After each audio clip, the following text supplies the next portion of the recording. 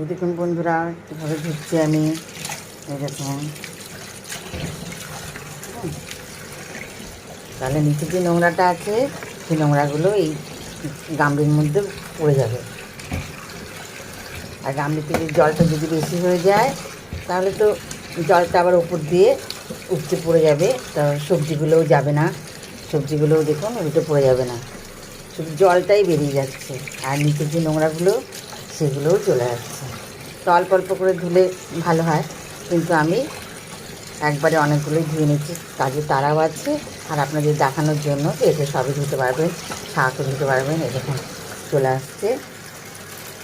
তো আমি এক হাতে ফোনটা ধরে রেখেছি, তাই এরকম তুলে তুললাম।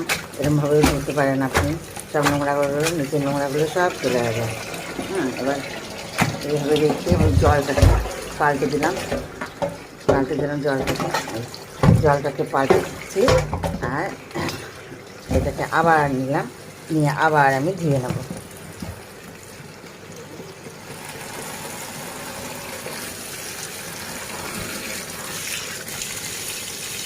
জল পড়ুক বা না পড়ুক, গামলিতে পড়লেও হবে। নিচের যে নোংরাগুলো সব উপরের নোংরাগুলো নিচে চলে যায় না, ওই জন্য হাত দিয়ে উপরে দিলে সব দেখুন আমি কত সুন্দরভাবে ধুয়ে নিচ্ছি। তো আপনারা এইভাবে ধুয়ে দেখতে পারেন। ভিডিওটা কেমন লাগলো, ভালো লাগলে লাইক শেয়ার করে দেবেন, সবাই যদি জানতে পারে।